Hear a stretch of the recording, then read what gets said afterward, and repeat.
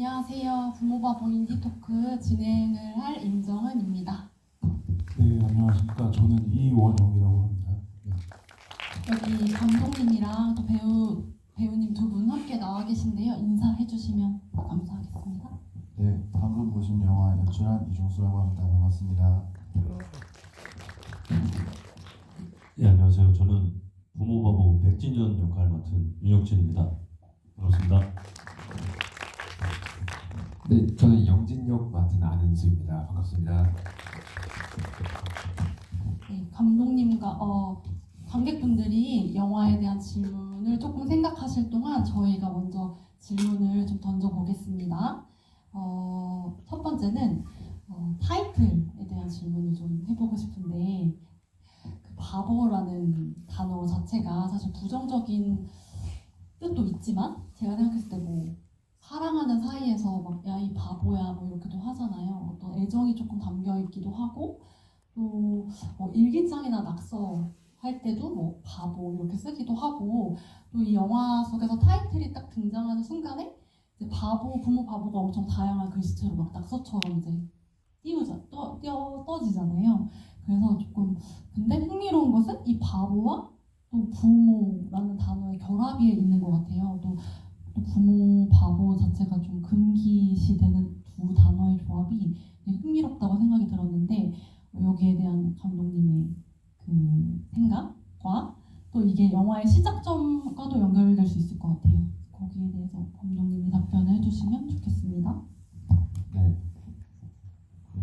우선은 이 제목 같은 경우는 시나리오를 쓸 때 느낌이 들었던 추상적인 느낌이 들었던 단어들을 그냥 나열을 해봤는데요. 사실은 뭐 더 수위가 센 제목이었던 것 같습니다.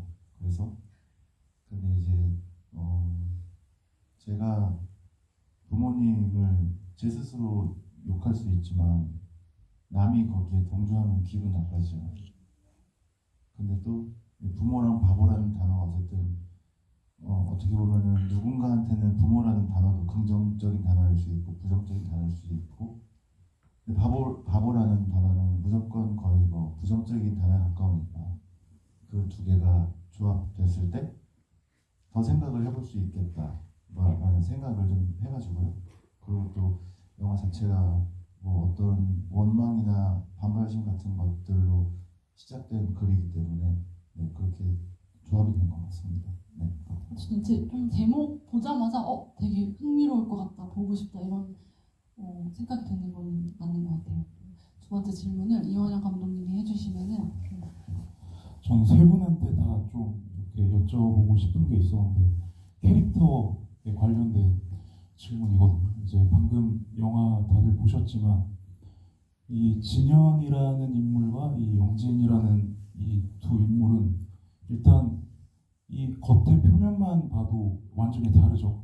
이 진현은 뭔가 꼿꼿한 느낌이 들고요. 딱 봤을 때 말하는 어떤 발성이나 이런 것도 뭔가 똑부러지는 느낌으로 말을 하는 그런 캐릭터고 상대적으로 영진은 몸도 항상 뭔가 구부정한 느낌이고 말도 뭔가 약간 희미하게 내뱉는 느낌이 들고 그리고 이제 뭔가 굉장히 디테일하게 그 사회성이 떨어지는 듯한 어떤 손의 움직임이라든지 이런 것들을 좀 보면서 굉장히 재밌다고 생각을 했었는데 일단 이 배우분들이 시나리오를 보시고 각자가 이 캐릭터를 해석하신 방식과 그리고 이제 제가 방금 말씀드렸던 이런 방향으로 이 캐릭터를 표현하도록 어떤 결정하게 된 어떤 그 과정에 대해서 조금 말씀해 주셨으면 좋겠고 그리고 감독님께는 보통 이제 우리가 다들 영화를 만들 때 내가 책상에 앉아서 이제 흰 화면을 바라보면서 시나리오를 쓰면서 머릿속으로는 우리가 그 구현될 어떤 내가 생명을 불어넣은 이 캐릭터를 어떤 배우가 연기를 해서 어떤 식으로 움직이고 어떤 식으로 말하고 화났을 때는 어떻게 표현하고 기쁨은 어떻게 표현할지 이런 것들을 내 상상 속에서 이제 어떻게든 형상화를 시키는 작업을 한단 말이죠. 그래서 감독님이 글을 쓰시면서 생각했던 그 인물들의 모습과 실제 현장에서 이 배우분들과 함께 작업하시면서 느꼈던 어떤 그 사이의 간극이 있었는지 혹은 예상대로였는지 이런 거 좀 답해 주시면 좋겠습니다. 질문 조금 길었는데 기억하고 계시나요? 예. 그럼 배우님부터. 네. 그럼 제가 먼저 네, 좋습니다. 해보겠습니다.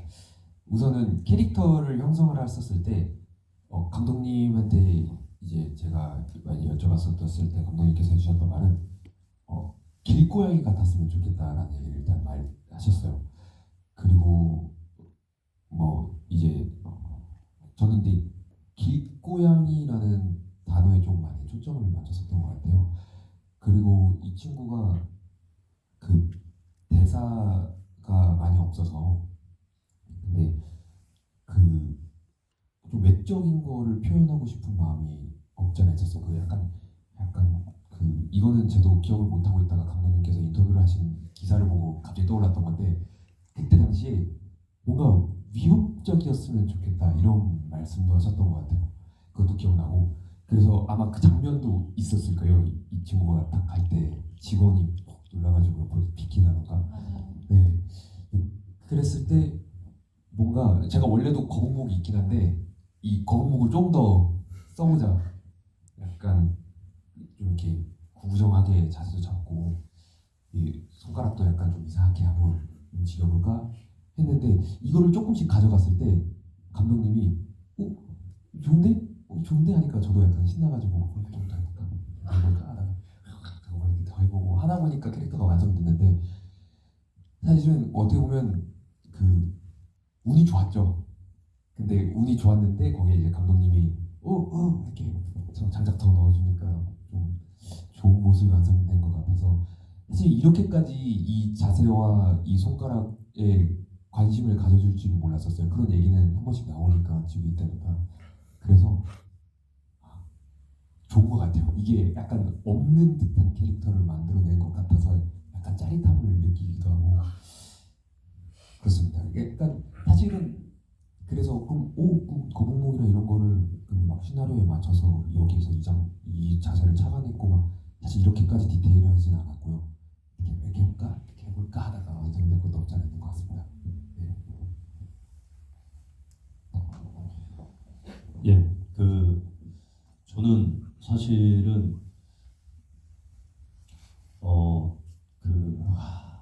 캐릭터 처음에 사회복지사라는 그런 직업을 어쨌든 가졌잖아요. 근데 제 나름대로 사회복지사라는 직업에 대한 선입견이 좀 많이 강했던 것 같아요.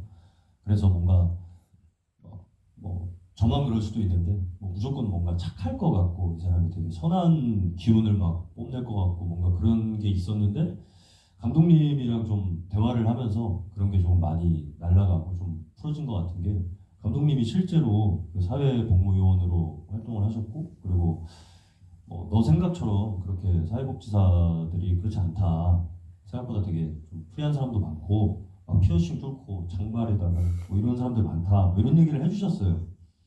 그래서 이제 또 유튜브 찾아보고 하니까 실제로 그런 분들이 있는 거예요.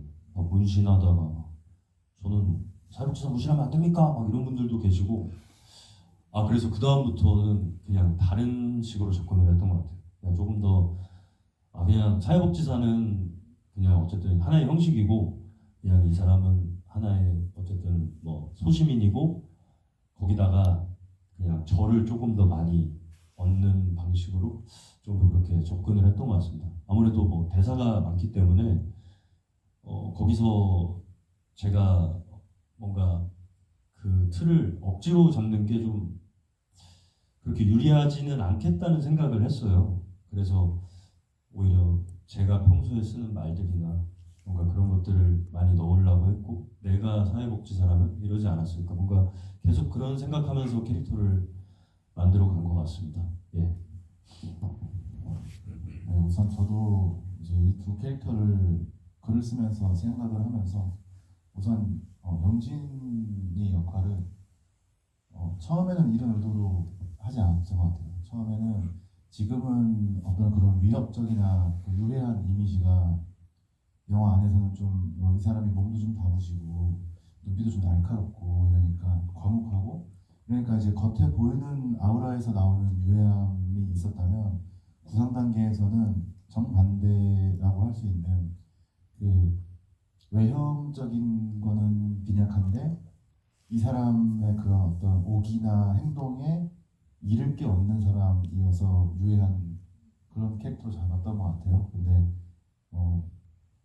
배우 캐스팅의 난항을 좀 겪었고요. 영진 같은 경우는 제가 확실하게 생각하는 그 문제가 있을 것 같은 사회복무요원에 대한 이미지가 있었기 때문에 근데 아는수 배우를 그러니까 뭐 느낌이 오는 배우를 찾으려고 필름메이커스 90년대 남자 78페이지까지 갔더니 있더라고요.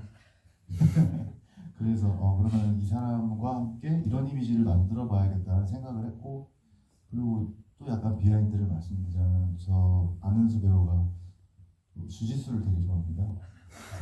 운동을 진짜 좋아해서 근데 또 노숙하는 사람이 몸이 너무 좋으면 안 되잖아요. 그래서 제가 매번 매 촬영 때마다 매 회차 때마다 혹시 귀가 뭉개져서 오진 않았는지 이런 거를 좀 유심히 봤던 것 같고 그리고 민혁진 배우 같은 경우는 민혁진 배우 같은 진현 같은 경우는 거의 그대로 구현됐다고 생각합니다.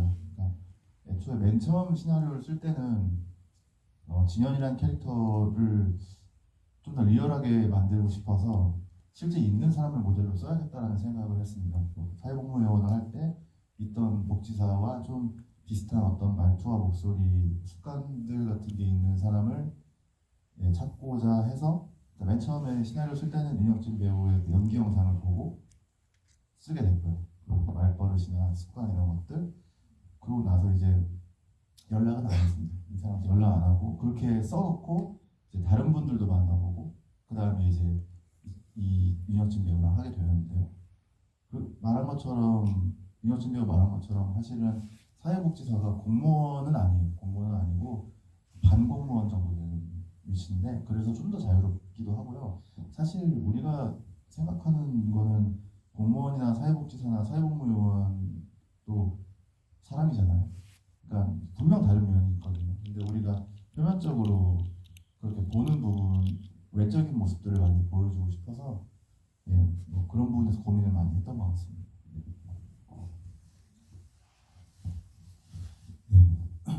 한번 관객 질문을 받아보고 한번 이어서 가보려고 하는데 질문 있으신 분 혹시 계실까요? 네, 만약에 없으시면은 임정원 감독님이 또 없으시면 조금 더 고민하실 동안 제가 조금 질문을 더 해보겠습니다. 배우분들이랑 같이 배우분들 얘기 들어봤었는데 저는 또 영화 봤을 때 그 진현은 저런 사람을 본 적이 있는 것 같은 느낌이 들었었어요. 내 주변에 저렇게 35살에 저렇게 그냥 직장 다니고 일하고 집에 와서 게임하고 저런 남자 있을 것 같다. 본 것 같아. 이런 느낌이 되게 들었었거든요. 근데 대사도 정말 많고 그래서 저 배우는 오히려 본 것 같은 그러니까 친숙한 캐릭터를 만들어야 돼서 어려웠겠다 이런 생각이 오히려 또 들었고 또 반면에 영지는 저런 사람 본 적 없는 것 같아 이런 생각이 들었었어요. 저렇게 진짜 거기 관장님이 하시는 말씀처럼 교각에서 누가 노숙을 해? 이런 느낌에 대답도 제대로 안 해. 진짜 자는 건지 자는 척 하는 건지 무슨 생각하는 건지 카메라로 뭐를 저렇게 찍고 있는 건지 진짜 모르겠었거든요. 저런 대사도 또 없고 또 표현할 수 있는 게 사실 한정적인 거잖아요. 배우한테는. 저 사람은 또 저런 캐릭터를 만들기가 되게 어려웠겠다 이런 생각이 또 들었던 것 같아요. 네, 앞에 또 조금씩 어떻게 캐릭터를 만드셨는지 설명해 주셨지만 제가 드린 이런 생각과 관련해서 처음 그 시나리오를 딱 받으셨을 때의 인상 어떠셨는지 아니면 이 캐릭터를 통해 표현 꼭 이것만은 해야겠다라는 목표라던가 아니면 난 이건 하지 말아야겠다 이런 것들을 세우신 게 있으셨는지 이런 것들이 궁금합니다. 어떤 분? 네. 예. 처음에 이제 그 아까 감독님이 말씀해 주셨지만 그 제 말투를 좀 착안해서 대사를 써 주셨다고 말씀을 하셨어요. 근데 저는 그거를 매번 봤을 때 정말 그렇구나를 느꼈던 게 그냥 되게 제 말투 같았고, 그리고 사실 이게 그 대본이랑 대사가 좀 많이 다릅니다. 그러니까 감독님이 그냥 현장에서도 그렇게 말씀하셨고, 그냥 너가 편한 대로 바꿔서 해라. 의미만 많이 달라지지 않으면 괜찮다 이렇게 허락을 해주셔서 약간 좀 말을 좀 어떻게 보면 자유롭게 했던 것 같고요. 근데 그래서 더 노력을 했던 거는 이게 그러니까 제 나름대로의 노력이었던 것 같은데, 그 테이크마다 대사가 좀 달라지면 안 되겠다는 생각은 좀 했던 것 같아요. 그러니까 감독님이 어쨌든 편하게 대사를 줘도 나는 내 나름대로 이런 단어를 쓰는 이유와 내가 왜 그렇게 말을 했는지가 좀 명확해야지 좀 연기가 어쨌든 잘 흘러간다고 생각을 했었어서 약간 그런 게 있었던 것 같고, 그리고 제일 신경 썼던 거는 어쨌든 뭐 암기죠, 암기. 대사가 너무 많아갖고, 네. 그러니까 작품 전체적으로도 대사가 많은데 이게 영화를 보시면 아시겠지만 그냥 한 테이크, 그냥 롱 테이크로 처음부터 끝까지 대사를 이제 쭉 가는 씬들이 많잖아요. 이게 한 테이크가 막 뭐 5분, 10분 이러는데 이게 제가 사실 말 한 번 절면은 10분을 날리고 다시 시작이잖아요. 이게 부담감이 너무 큰 거예요, 이게.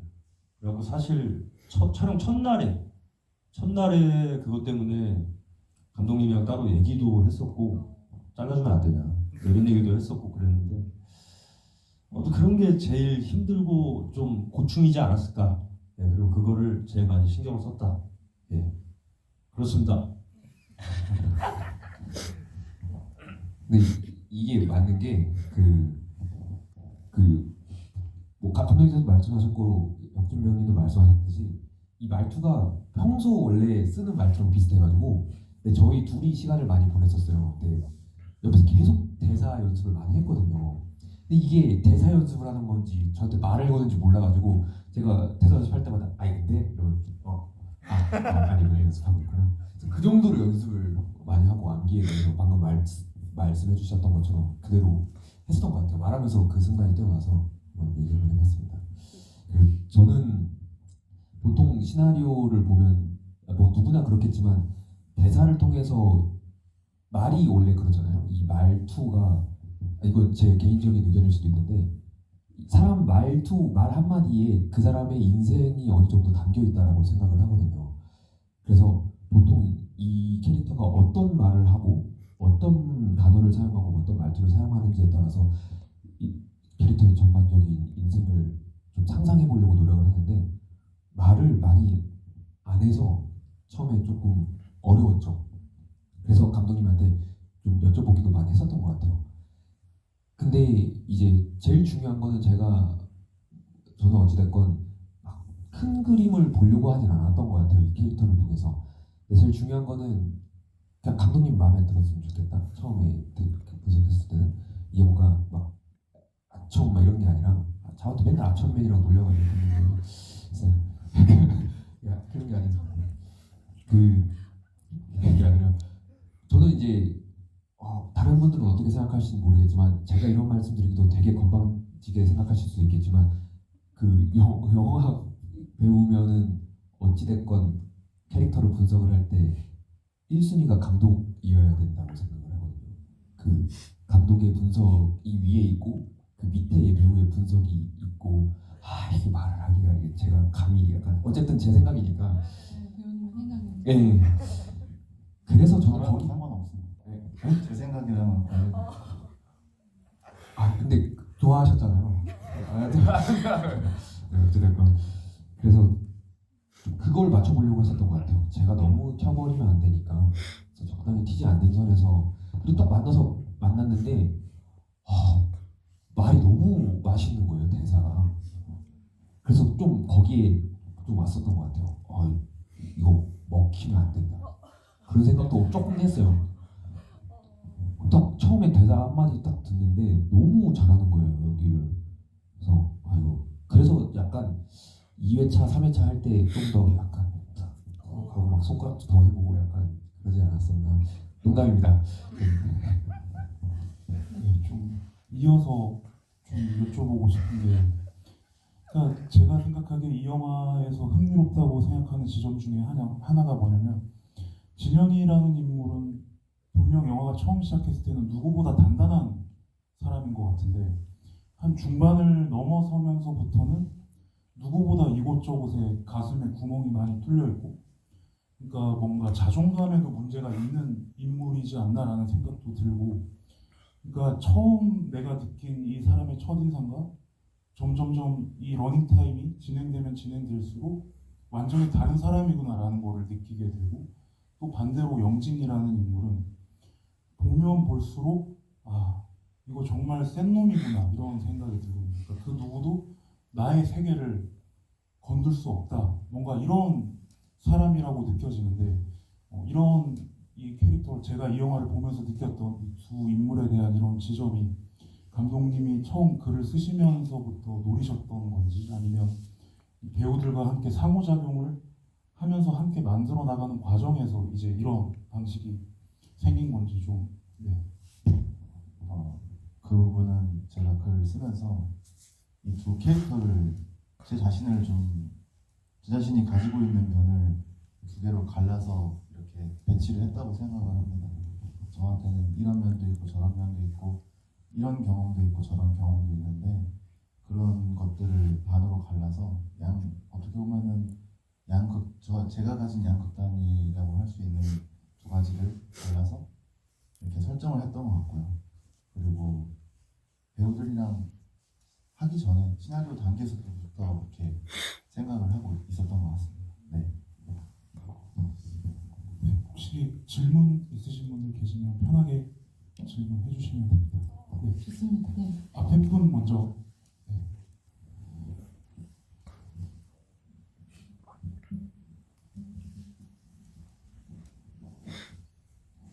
네. 그 감독님께 좀 음악에 관한 질문 드리고 싶어서 질문 드렸습니다. 제가 잘 본 건지는 기억이 모호한데, 가장 초반에 나왔던 이제 음악이죠. 제가 느끼기에는 약간 전자음악가의 음악이었는데, 그 음악이 한 번 나오고 그 뒤에 이제 극 중에 이제 사회복무요원을 자기 집에 데려오는 씬에서 그 같은 음악이 훨씬 빠른 속도로 이제 똑같은 음악이지만 빠른 속도로 나와서 이제 진행이 됐던 것 같은데, 그 부분에서 뭔가 상당한 긴장감과 속도감을 느낄 수 있었습니다. 그래서 저는 그 음악을 쓰는 데 있어서 뭔가 새로운 음악을 작곡해서 쓴다거나 아니면 곡에 약간 뭐 다른 편곡을 한다거나 다른 많은 선택지가 있었을 텐데, 그 빠르게 한다는 거를 하게 된 그런 선택을 하게 된 과정이나 아니면 뭐 음악 감독님과의 그런 뭐 소통 과정이 어떤 게 있었는지가 궁금해서 질문드렸습니다. 네, 감사합니다. 우선 음악은 다 제가 만든 음악이고요. 음악 감독님은 없습니다. 그래서 제가 만들었고 제가 구상을 했는데요. 그 처음에 나오는 그런 음악이 저는 좀 그 진현이가 이 사회복무요원 영진이에 대한 동요가 약하게 시작된다고 생각을 했고요. 그 이후에 사실 영화 안에서 설명이 뭐 서사적으로 많이 되지는 않았지만, 그 영진이가 뭔가 이 사람한테 동요하기 시작을 했는데 이 사람이 뭔가 눈에 보이지 않을 때에 대한 뭐 진현이의 과거 기억이나 이런 것들이 좀 작동했다고 생각을 해서 이전과 이전에 나왔던 그 동요의 음악보다 조금 더 빠른 템포로 구성을 한 것 같습니다. 네. 근데 그렇게 보였는지는 잘 모르겠네요. 네, 그렇습니다. 네. 네, 그리고 아까 뒤에 앉으신 분. 네.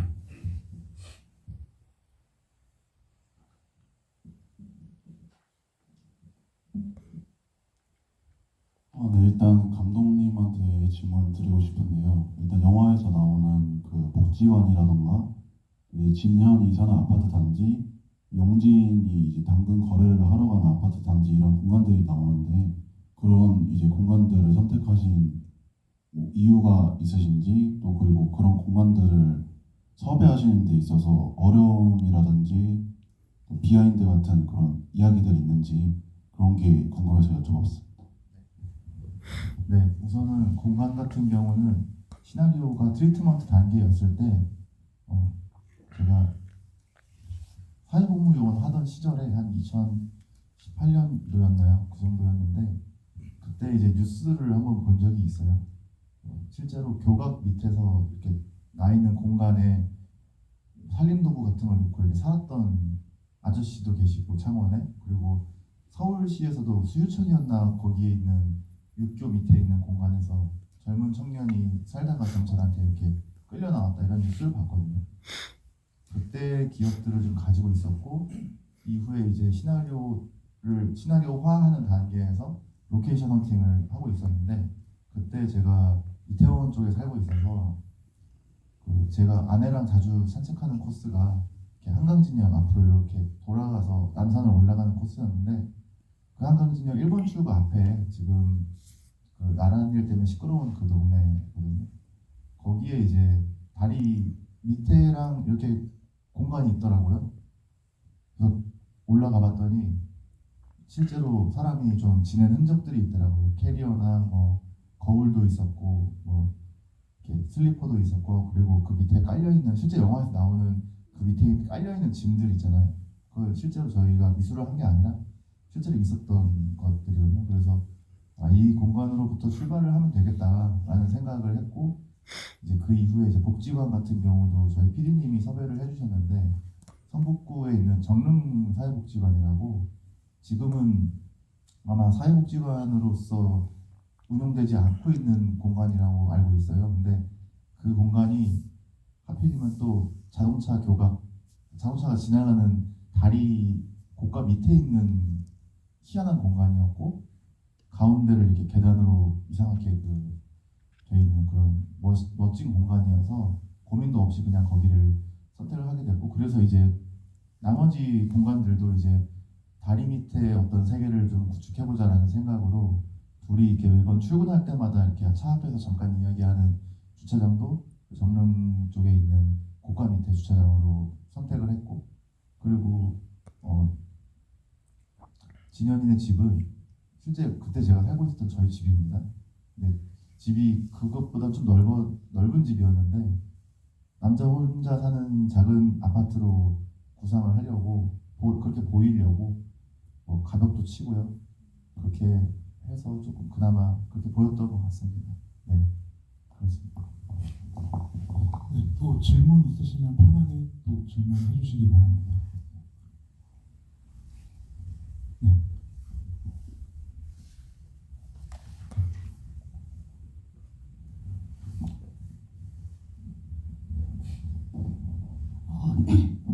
가장 궁금한 게 있었는데 이게 영진이가 진영이 집에 들어와서 살 때부터서 이게 공무 요원을 하는 동안에는 늘 항상 같은 옷을 입고 있잖아요. 근데 집에 들어와서 살면은 사실 저는 진영이가 옷을 하나 내줄 수도 있지 않을까라는 생각을 하면서 봤거든요.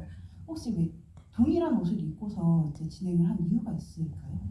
제가 생각한 영진이로는 안 받았을 것 같습니다. 옷을 저도 안 받았을 것 같고 그랬을 것 같다는 캐릭터에 대한 추측이 있었습니다. 제 나름대로. 뭐 이게 어떻게 보면 비슷한 질문일 수도 있을 것 같은데 저도 좀 이상하다고 생각했던 것 중에 하나가 두 사람이 씻고 나면 항상 수건을 목에 걸고 있거든요. 근데 보통 우리가 씻고 나면 몸을 닦고 나서 수건을 바로 빨래통에 넣거나 세탁기에 넣는 것이 보편적이라고 생각을 하는데 이 두 사람은 꼭 씻고 나면 수건을 목에 걸고 있단 말이죠. 그 부분에 대해서 저는 좀 한번 여쭤보고 싶었거든요. 감독님의 습관인가요? 아니요, 저는 그렇지 않습니다. 배우들도 저한테 그 질문을 많이 했거든요. 왜 목에다 걸어야 되냐. 근데 저는 그냥 그러고 싶었던 부분이 괜히 좀 뻘쭘함을 좀 만들 만들고 싶었던 것 같아요. 괜히 뻘쭘하니까 뭔가 좀 이렇게 뭐 몸을 웅크린다든지 수건을 이렇게 걸고 있다든지 약간 그런 뻘쭘함을 좀 해소하기 위한 그런 게 아니었을까요? 아무래도 둘이 뭐 진짜 평소에 진짜 죽고 못 사는 사이가 아니었고 어쩌다가 남자 둘이 같은 공간에 있기도 했는데 사실은 친하지 않은 남자들이 둘이 같은 공간에 있을 때 약간 그 긴장감이라는 게 좀 있거든요.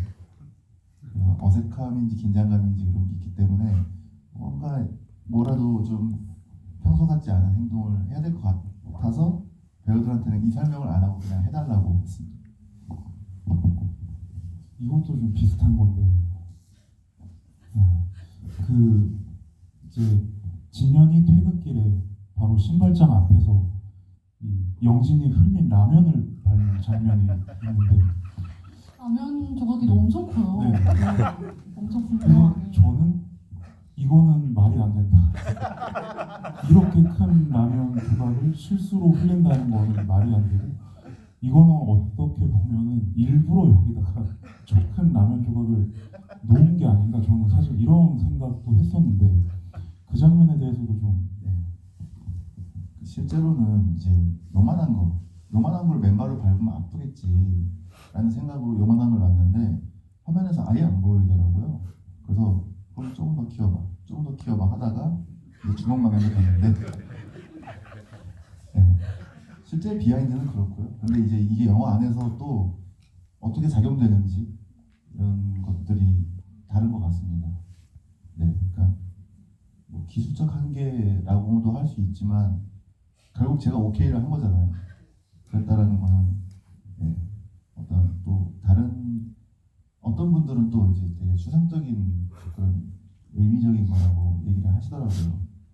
라면을 밟은 게 아니라 영진을 밟은 거다 뭐 이런 식으로 둘의 관계를 밟은 거다 이렇게 얘기를 하시는 분들도 계시더라고요. 그래서 영화가 참 재밌는 것 같습니다. 맞습니다. 진짜 그런 이상한 장면들이 모여서 되게 독특한 감흥을 내는 게 영화가 아닐까 하는 생각이 드네요. 또 질문 있으시면 편하게 또 손 들어주시면 네. 부산부터 계속 영화가 너무 유명해서 너무 기대했는데 재밌게 잘 봤고요. 그 기사를 제가 읽진 않았는데 그 제목을 봤을 때 뭔가 되게 새로운 문법이다라는 표현을 본 것 같아요.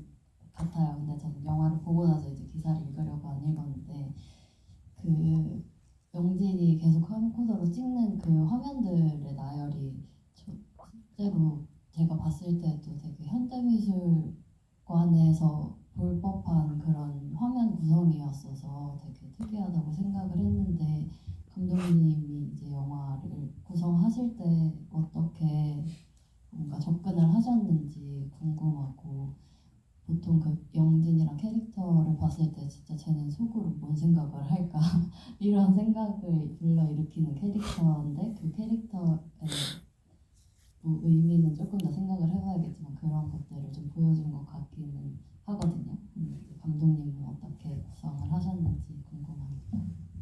우선은 영진이라는 캐릭터와 진현이라는 캐릭터를 놓고 봤을 때 진현이보단 영진이는 관찰하고 기억하는 사람이라는 포지션을 정했었던 것 같고요. 그래서 이제 캠코더라는 이게 나온 건데 사실은 영화 안에서 영진이 캠코더로 무언가를 찍고 있는 장면을 하나도 찍지 않았습니다. 그러니까 영진이가 캠코더를 손에 들고 있다는 정보만 드렸고 그래서 그 캠코더에 담긴 인서트들이 캠코더가 가진 특성 자체가 좀 우리의 기억이나 눈이나 이런 것들이랑 좀 신체의 어떤 부분들이랑 비슷하다고 생각이 들어서 캠코더라는 장치를 사용했고요. 그리고 그 인서트 컷들도 장치적으로 봤을 때는 영진이가 캠코더로 찍었다라기보다는 누군가의 시선이나 시점일 수도 있다고 생각을 했고 기억의 어떤 조각이라고 생각을 하고 구성을 했던 것 같습니다.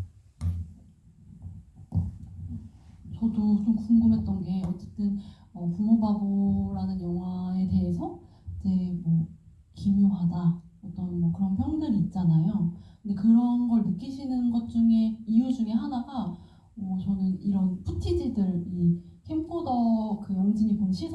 순간들이 사실 나오는 그 순간들이 뭔가 침범하듯이 여러 번 이렇게 좀 나오잖아요. 어떤 그 예측할 수 없게 이렇게 나오기도 하고 또 음악도 저는 되게 영향이 미친다고 생각을 했거든요. 어떤 영화의 템포를 조절하는 데 있어서 음악도 또 감독님이 직접 만드셨으니까 또 이런 그 썼던 리듬이나 템포 같은 거에 관해서 좀 얘기해 주시면 좋을 것 같아요.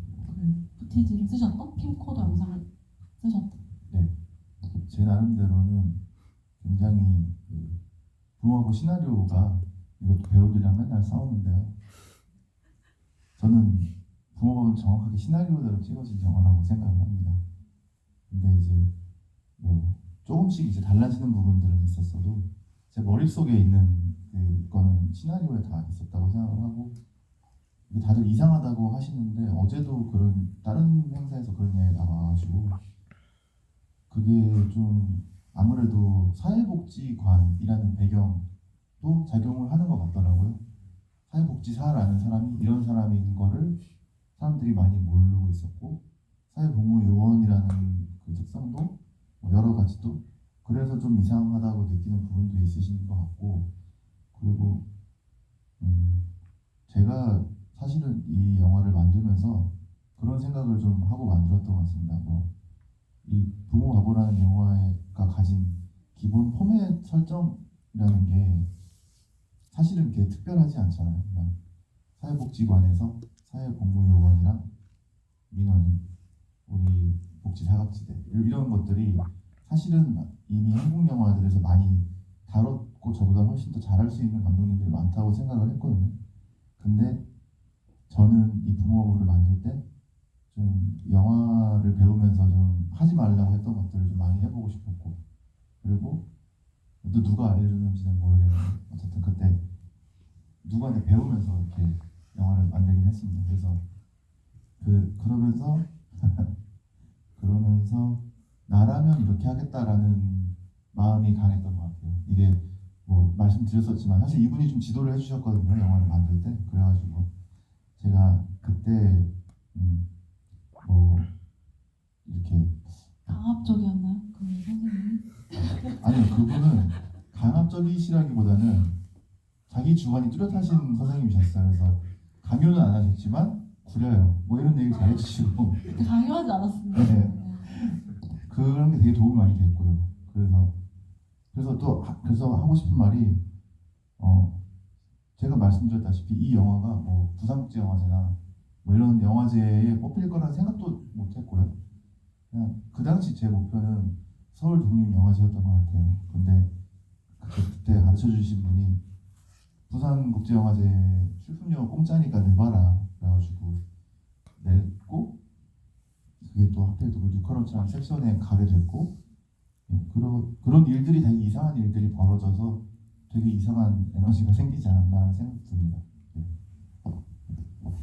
감독님이 말해주셨지만 되게 이 시나리오를 감독님이 영화 만들 때 처음부터 이제 끝까지 함께 할 수 있는 감사한 기회를 저도 얻었었는데 처음에 이제 가져오셨을 때부터 되게 분명한 그림이 있었고 조금 흥미롭다 이런 생각을 했었던 것 같아요. 어떻게 나올까? 뭐 예측하기가 좀 어렵다. 이 사람 어떻게 찍어오려나? 뭐 찍어왔을 때는 이거 어떻게 편집하려나? 항상 뭔가 이 사람이 찍은 이 사람의 시선을 보고 싶다 이런 생각들이 되게 강했던 것 같아요. 그리고 또 부모 바보 또 제가 생각했을 때 흥미로운 지점 중에 하나는 사실 뭐 그 부모 뜻대로만 자란 어떤 진연 그러니까 부모에게 벗어나고 싶어하는 사람과 이 사람과 연결돼서 부모에게 버려진 뭐 영진 이렇게 나오는데 부모님과 관련된 씬이 하나도 안 나오는 것도 흥미로웠던 것 같아요. 뭔가 부모님과 대화 씬이라던가 뭐 전화 씬이라던가 뭐 이 사람이 부모를 직접적으로 어떻게 대하는지 반응하는지 이런 것 대목도 심지어 부모 바본데 그런 씬 자체가 없었던 것도 되게 흥미로웠던 것 같아요. 이것도 의도하시고 일부러 하신 거겠죠?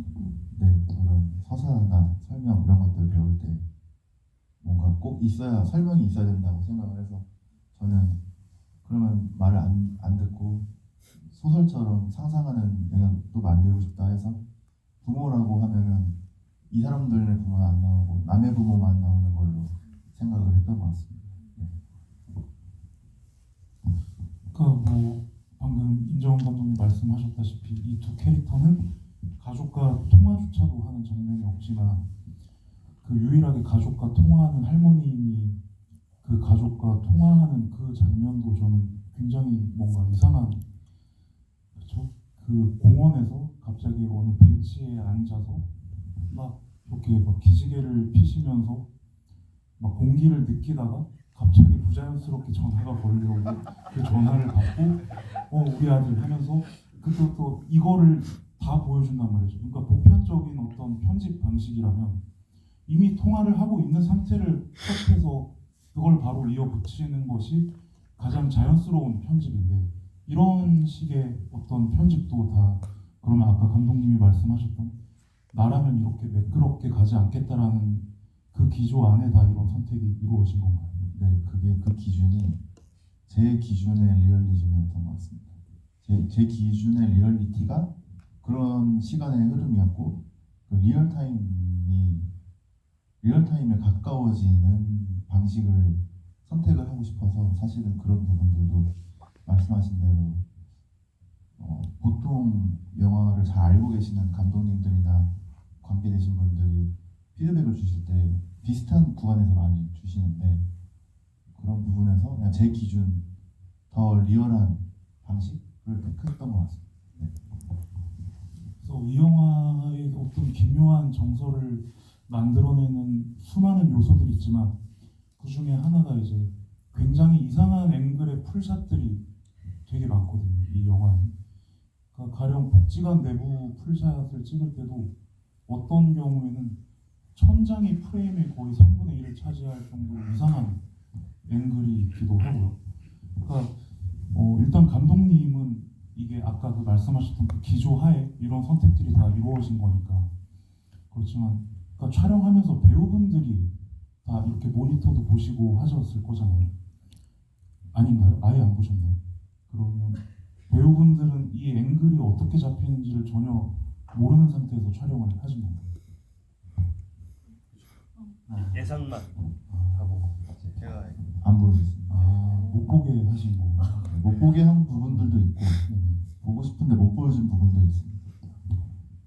그래서 저도 영화를 보면서 들었던 생각 중에 하나가 배우들이 분명히 저 모니터를 보면 이상하다고 뭔가 본능적으로 느낄 법한 앵글들이 너무 많기 때문에 분명히 그 지점에 대해서 배우분들이 문제 제기를 할 수 있었지 않았을까라는 그게 좀 개인적으로 궁금했었는데 사실 그 앵글을 그런 식으로 잡았던 것들은 촬영 감독님이 좀 많이 좀 이렇게 반대를 많이 하셨어요. 정수 씨 이거는 이 렌즈를 이렇게 쓰면 왜곡이 다 되고 지금 인물이 너무 주목되지 않았다 여기에. 그래서 이제 처음에 촬영 감독님이랑 일단 우리는 훔쳐보는 사람들입니다라고 협의를 했고 그리고 이거를 제가 안정적으로 어떤 이 부분들이 돋보이는 앵글을 잡는 것이 그 당시에 생각하기로는 이 사람들의 어떤 사정이나 이런 것들에 좀 아는 채 할 수도 있겠다라는 생각이 들었어요. 그러니까 확신을 하면 안 된다라는 생각을 좀 많이 해서 일부러 좀 그냥 카메라가 우연히 거기 놓여졌다, 우연히 포착이 되어버렸다, 뭐 이런 의도로 많이 해봤는데 어떻게 되는지 잘 모르겠습니다. 지금 갑자기 생각났는데 그 이제 대학교 친구랑 얘기하는 장면 찍을 때 이 둘이 얘기하는데 카메라가 저렇게 멀리 있다고 생각은 잠깐 했었던 것 같아요. 네, 갑자기 생각나가지고. 배우들은 보통 이제 바스샷 좋아하잖아요. 내 연기력을 보여줄 수 있는. 표정이 지금 잔뜩 눈에 힘주고 있는데 저 멀리 찍으면 제 눈이 안 보이거든요. 근데 그렇게 멀리서 찍어도 이미 저는 드러났다고 생각을 했고 재능이지 않나.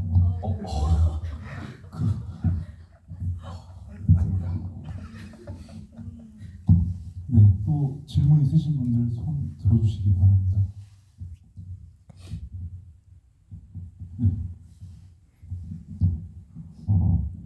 네, 그 방금 말씀하는 거 듣다 보니 생각이 났는데 그 이제 거의 마지막쯤에 이제 그 진현이 사회복무요원을 찾으러 가는 길에 이제 영화 내내 계속 비춰주던 그 다리 밑에 횡단보도 배경이 있는데 그리고 그 사회복무요원이 항상 앉아 있는 곳도 나오죠. 거기가 이제 마지막에 없어져가지고 찾으러 가는 순간에 카메라가 엄청 흔들렸던 걸로 기억을 하는데 거기 그 카메라가 흔들림으로 인해서 뭔가 그 진현의 불안함과 진현의 세계가 흔들리는 것 같은 감정이 그대로 전해지는 느낌을 받았었습니다. 그래서 그거를 그렇게 흔들게 했던 어떤 감독님의 의도나 뭔가 과정 등이 궁금해서 질문드리고 싶습니다.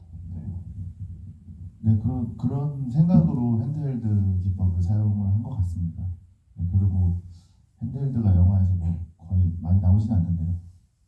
그냥 제 개인적인 철학으로는 뭐 어떤 그렇게 담아내는 방식, 카메라 기법 같은 것들에 대해서 굉장히 진지한 이야기를 할 때는 좀 제한적으로 쓰고 싶다라는 원칙이 조금 있는 것 같습니다. 그러니까 막 남발하는 것보다도 그냥 제한적으로 내가 이 씬에서는 딱 한 번만 쓸 거야, 뭐 혹은 이 영화 전체에서 2번만 쓸 거야 라는 제한을 두면 제가 좀 그런 거에 의존하지 않고 어떤 이야기나 캐릭터나 그런 다른 것들로 채울 수 있는 절박함 같은 게 좀 생기는 것 같아서 네, 그렇게 생각합니다. 네. 네, 또 질문해 주시기 바랍니다. 네, 없으시면 또 없으시면은 뭐 모든 장면이 다 애정이 가시겠지만 가장 애정이 가는 뭐 씬이나 뭐 좋아하는 장면 같은 거 있으시면 한 장면씩 이제 꼽아주시면 좋을 것 같아요. 감독님부터 할까요? 아니, 배우님부터 하세요. 서로 미루시는.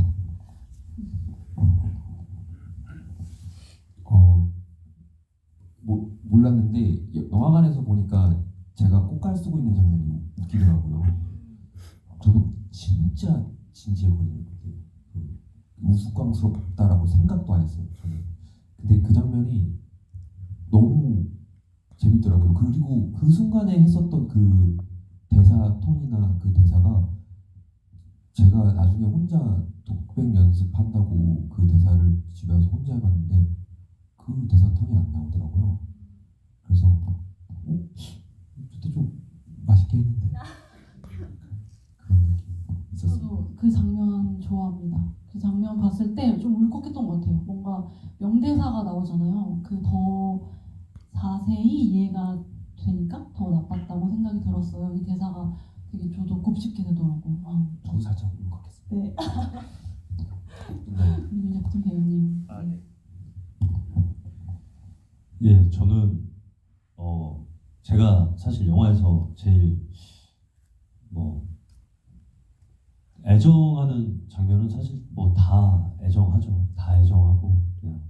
근데 제가 제일 재밌게 보는 데는 항상 똑같은데 그 이제 영진이랑 이제 박술래 선생님이랑 만나는 장면이 딱 한 장면 있잖아요. 청소하시면서 막 이렇게 그거는 설명이 좀 필요합니다. 사람들이 가끔 그 박순환 선생님인지 모르더라고요. 그 청소부 아주머니가 이렇게 비지를 하시고 군복 입은 영진이가 도망가는 그거 말하는 것 같습니다. 아, 예. 아무튼 거기가 처음에 봤을 때 너무 웃겨갖고 제가 감독님한테 여쭤봤어요. 이거 의도하신 건가요? 왜냐면 너무 그냥 진짜 뭐라 해야 되지? 이게 사실 자연스럽진 않잖아요. 집요하게. 예. 그 장면이 제일 재밌는 것 같고 사실 그러니까 애정 말고 그냥 제가 촬영 때부터 좋아했던 장면은 제가 이제 그 영진이 사는 곳으로 이렇게 담을 넘습니다. 근데 보면은 좀 자세는 어설플 수 있어도 매끈하게 잘 넘어갑니다 제가. 그리고 올라가서도 제 나름대로 막 넘어지는 것처럼 막 이렇게 하거든요. 좋아합니다. 저는 그 장면 있잖아요. 나오신 것 중에 그 뿜빠이 할 거야? 아니잖아. 이거가 진짜 너무 자연스럽다고 생각이 들었어요. 저런 말 하는 사람 있는데 약간 이런 생각이 진짜 자연스러우시다 이렇게 생각했던 것 같아요. 네. 저는 두 가지가 있는데 하나는 둘이 앉아서 컴퓨터 하는 장면인데 그 구도를 제가 이제 촬영 감독님한테 얘기할 때 침착맨 구도라고 얘기를 했어요. 실제로 이제 온라인 스트리밍 하는 방송 하시는 분들의 약간 전형적인 구도거든요. 근데 이게 새롭게 또 비춰지더라고요. 그 구도 자체는 21세기의 구도라고 생각을 하고요. 그 형제가 그렇게 나란히 컴퓨터 앞에 앉아 있는 모습은 또 20세기의 모습이라고 생각을 과대포장을 좀 이렇게 해봤고요. 네. 어쨌든 저도 형제가 있는 사람으로서 그런 기억들이 또 있었어가지고, 네, 그 장면이 가장 애정이 가고, 그리고 또 나중에 이제 윤혁진 배우가 이 고된 하루를 끝내고 차를 문을 쾅 닫으면서 들어가면서 한숨 쉬는 장면이 제일 또 기억에 남는데요. 그게 저희 영화에서 가장 마지막에 촬영한 장면이었습니다. 그래서 그거를 하나 찍고 다들 진짜 너무 고생했다 하면서 방금 전까지 싸우다가 서로 부둥켜 안고 뭐 그런 기억이 있어서 네 그렇습니다. 감독님 눈물 흘리셨나요? 마지막 촬영하고? 저는 안 흘렸고 배우들도 안 흘렸고 빨리 집에 가려고 다들 빨리 돈 주고 이제 집에 가야 약간 이런 느낌이었는데 저희 스텝 한 명이 뜬금없이 울어가지고 원래 잘 울더라고요. 그렇습니다. 이원영 감독님도 한 장면 꼽아주시죠. 가장 애정이 가는. 저는 그 의자 다리에 얼음 받쳐놓은 그 장면도 개인적으로 좋아하고 모르겠습니다. 근데 이 영화는 저는 사실 어떤 한 장면보다는 이 총합이 어떤 하나의 굉장히 이상한 정서로 다가오는 그게 좋은 영화라서 저도 하나를 꼽기가 좀 어려운 것 같아요. 그리고 이어서 좀 여쭤보고 싶은 게 이종수 감독님의 가장 최근작인 인서트라는 영화가 있는데 아마 보신 분도 계실 거고 이제 아직 안 보신 분들도 계시겠지만 그 영화 같은 경우에 영화의 오프닝 장면이 그 인물 자체가 영화 현장에서 인서트를 촬영하는 일을 하는 그런 인물이 주인공이고요. 그래서 그 인물이 이제 이 카메라라는 어떤 하나의 장치를 매개로 보고 있는 풍경을 제시하면서 영화가 시작이 됩니다. 그리고 방금 보셨던 부모바보도 유사한 방식이죠. 이 영진이 그 전망대에서 망원경이라는 어떤 장치로 이 풍경들을 바라보는 그런 장면으로 영화가 시작이 되는데 이거에 대해서 좀 여쭤보고 싶었어요. 그 영화 두 개를 의도하에 엮진 않았고요. 하다 보니까 그런 부분들이 발견이 됐습니다. 저도 그래서 우선은 아까 말씀드린 것처럼 부모바보에서의 영진이는 관찰하고 기억하는 사람으로 작용되기 때문에 그런 장면으로 시작을 했던 것 같고요. 그리고 인서트에서의 진주석은 아직 정리가 좀 안 됐습니다.